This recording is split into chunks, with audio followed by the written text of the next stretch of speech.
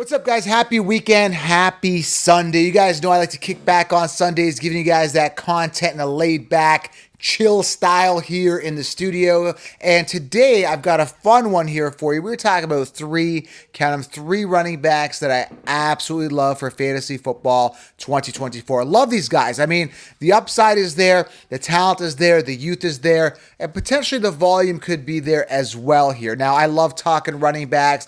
You know me, running back is my favorite position. You cannot have enough running backs on your fantasy football roster. So we'll talk a little bit of strategy here. We'll talk about these three running backs that I absolutely love. Excited to dive in. If you guys are new to the channel, smash it, tap it, slap it. I'm the only one giving advice that actually helps you guys win your leagues. Everybody else is on the whole cookie cutter, copy and paste BS. That is not actually going to help you guys win your leagues. You need to think outside the box. You need to start thinking, looking at depth charts, looking at volume. I lay all of this out, guys, in the 16-round draft solution. All the sleepers, all the breakouts, all the optimal players, everything laid out on a silver platter right in front of you guys. I mean, this is actually the cheat sheet. You get a printable cheat sheet with it. With 16 rounds, you get video training. I do updated mock drafts up until the season starts. This gets updated, guys. As soon as you get 60 rounds, you get a login, you get a password, you get access, and I lay out everything, guys, on a silver platter. You guys are going to be light years out of the competition. Grab 16 rounds, and also grab a ticket to the Sports Summit, the only one offering a virtual summit to actually hang out with NFL athletes. We got Kyron Williams, we got Trey Benson, we got Tajay Spears, we got Pat Fryermuth, and more coming to the Sports Summit. I'll be there, and I got a bonus. There's a secret we're going to be revealing at the Sports Summit as well. Never ever revealed before in the fantasy community. So grab a ticket to the summit, grab 60 rounds, smash it, tap it, slap it, link below, and drop a comment below. Let me know a running back that you absolutely love. Okay, guys? Some people say, well, Joe, your intros, sometimes they're long, whatever. They're not actually. They're actually not that long. And not only that, I'm providing stuff that's actually going to benefit you. Hanging out with NFL athletes, that's pretty cool. A solution that's actually going to help me crush my leagues, that's pretty cool. And I'm also an independent. I don't have a four-letter network endorsing me. I don't have a four-letter network. I'm not, managed by the puppet strings, right? They don't filter what I say. So, guys, that's why you get the truth here. So smash it, tap it, help support the channel, grab 60 rounds, and drop a comment below. Guys, listen, I'm not here to cookie cut rankings for you. I speak the truth, and that's how I roll. Okay, guys? Authentic, genuine, and I actually want you guys to win. All right, let's dive into these running backs that I absolutely love. All right, guys? Now, it is the end of May. Things may change, but I update that in 60 rounds, and I'll keep you guys in the loop. That's why you guys got to turn on the bell and subscribe as things change, because fantasy is always ever changing, all right? So let's rock it. First running back I absolutely love, and I've talked about him before in a couple other videos. Jimmy's so sick of me talking about him, is Zamir White. Let me tell you why I absolutely love him. You guys got to hear it out. Don't just say, oh, he likes Zamir White. I don't like Zamir White, blah, blah, blah. Listen to the reasoning, guys. There's actually logic, there's reasoning, there's statistics, there's all that stuff here. Now, let's put him into context here. He's a round 6 ADP guy right now. First and foremost, that value is great for an RB1 with no committee. Now, some people are saying Madison's not a threat. He sucks. He's good enough to be there to add depth, but not good enough to be the starting back, is Madison. So Zamir White in a great position, untouched. So look at these reasons. Round 6 ADP, love the value. Number 2, he's got no committee.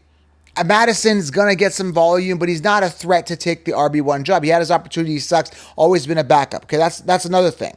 Okay, so round 6 value, Madison not a threat. Number 3, he came out of the draft pretty much untouched. They didn't draft a Blake Corum. They didn't draft a Jonathan Brooks or a Trey Benson. They didn't do that. They said, we believe in Zamir White. Okay, that's cool. So you guys got to look at clues. Sometimes in fantasy football, you may not think you're a detective, but you're actually a detective.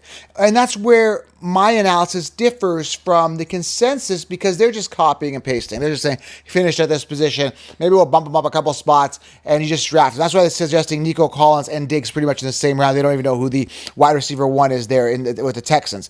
And they're drafting DJ Moore and whoever, Roma Tuesday, a couple rounds apart. And they're very, very confused, guys. Keenan Allen and DJ Moore, like which one's the RB1? You don't know? Okay, I'm just going to avoid it. That's what I do, right? I draft guys that are in a position to succeed. The gap between player 1 and player 2, wide receiver 1 and wide receiver 2 is bigger, right? Marvin Harrison, I think, is a good play because we don't know who the wide receiver 2, we know he's the wide receiver 1, but the wide receiver 2 is such a big gap. Wilson, whoever it is, okay? So listen, guys, carefully, guys, to what I'm saying here. Let's go back to Zamir White. I went off on a tangent.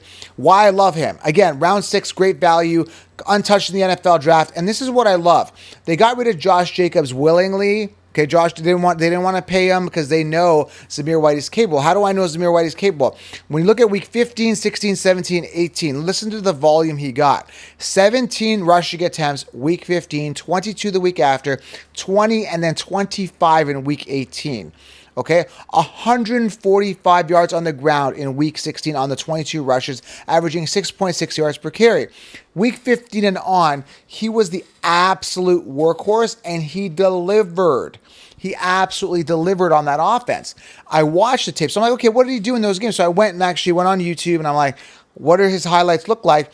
He looks pretty good. He runs, like, when he gets hit on contact, he rushes for more yards. He's able to cut to the outside. I watched some tape on that. He's got that. He didn't get as many touchdowns in those games, but he does have that nose for going forward, and he will have that goal line work once they get to the goal line, right? He is a good player. He's a really good football player. Again, he broke up for a couple runs as well. Dude, I'm telling you, the volume that he got at the end of that season showed me that Zamir White is more than capable, and he showed the Raiders that he's more than capable, and that's why they only brought in Madison just for a depth piece, because they need depth. If this guy gets hurt, you never know. Knock on wood, hopefully he does not. They need a depth piece. So the way I'm looking at the clues are adding up. I mean, all that volume at the end of the season, Jacobs gone, that frees up 233 attempts. Dude, this is wild, man.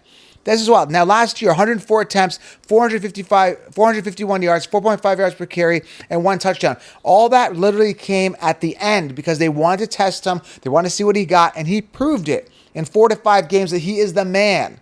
And that's why they got rid of Jacobs. That's why they didn't draft anybody else. Massive upside, RB1 potential. His name is Zeus. Just the cherry on top, his name is Zeus. If you don't know who Zeus is, look it up. Greek mythology.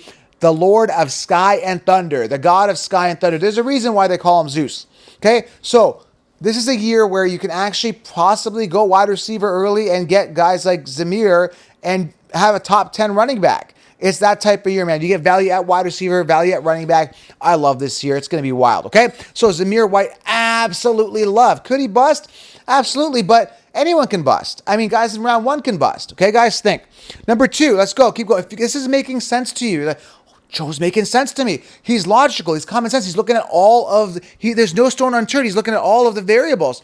Smash it, tap it, slap it, guys. The only place giving you guys the truth, okay? Number 2 here, Jonathan Brooks, okay?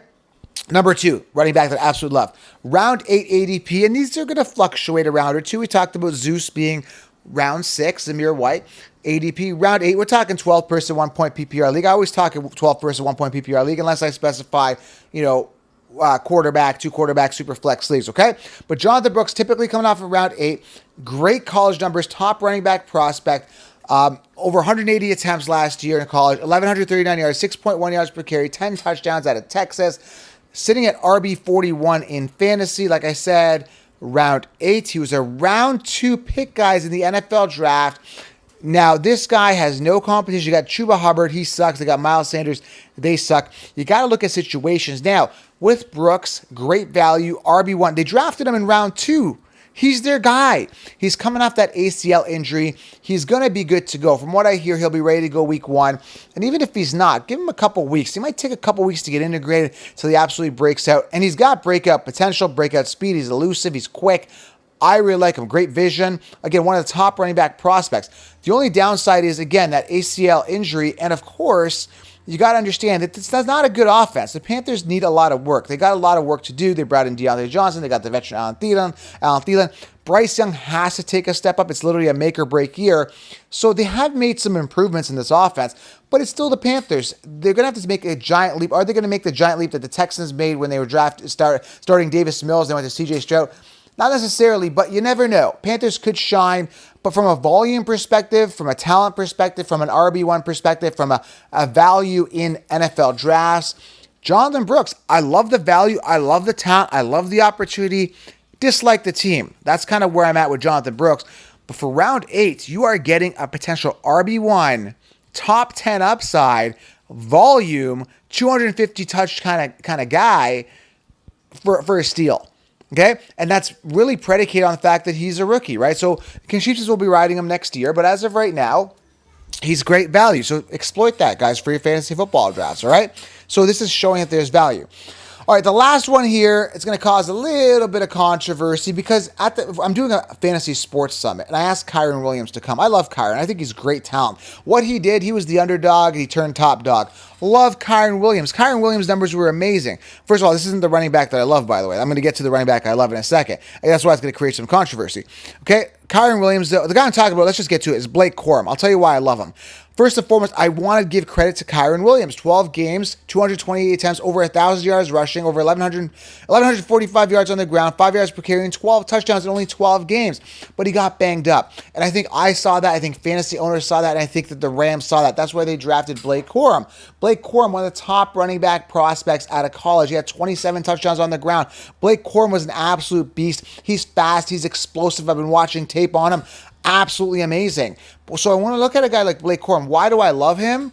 Because he's RB 45 and I can get him in rounds 10 and 11 while people are spending money on Kyron Williams in round 1 to 2. Now listen, again, I'm doing a fantasy sports summit, a virtual summit. He's going to be coming to the podcast. I've actually invited him. I believe in Kyron. But what I don't like is how expensive he is. I can get Blake Corum later. God forbid Kyron has an injury and Blake is that RB1. But either way, it's still going to be a split back. Leaning towards Kyron. Kyron obviously earned that job. There's no doubt about it. But he has shown signs of injuries. And I'm hearing in the offseason he's a little banged up already. I think it's an ankle. Correct me if I'm wrong. Something's bothering him. I got to go back and look at what the injury was. I just heard this a couple days ago, and I didn't want to dive too much into it because I think it's going to be fine. He's missing some of this. He's missing the spring training pretty much, but he'll be ready to go for the season. And that 12 games last year, that injury, and he was undrafted free agent. What is he, round 5 or undrafted? So the fact of the matter is that they didn't draft a high draft capital in Kyron, but he proved he's a top dog. That's what I love about him. But obviously they have some doubts. That's where Blake Corum comes in.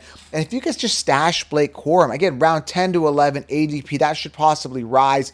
But either way, Blake Corum as a guy, as your RB4, 5 on your team, there's some massive upside, especially if there's an injury to Kyron. Hopefully there isn't.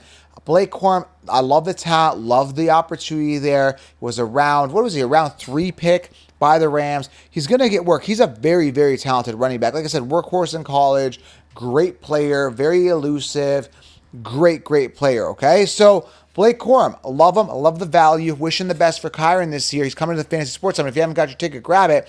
But Blake Corum's another guy that I love, okay? Zamir White, Jonathan Brooks, Blake Corum, great value, RB1 potential, minus Blake Corum. He's the RB2 going into the season.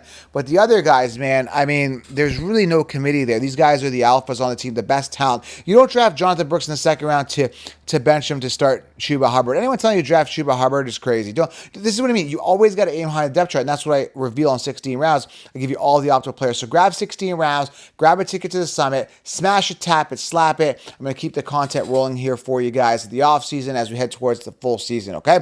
Fantasy Football 2024 is back. Guys, let's smash it, tap it, dominate, hit the thumbs up. Let's interact, make this ultra fun. Who do you love for Fantasy Football 2024? I'll keep the good content, amazing content, outstanding content rolling to you guys on a daily basis. Lion mentality. Appreciate you guys. Love you. We'll talk soon. I'm out.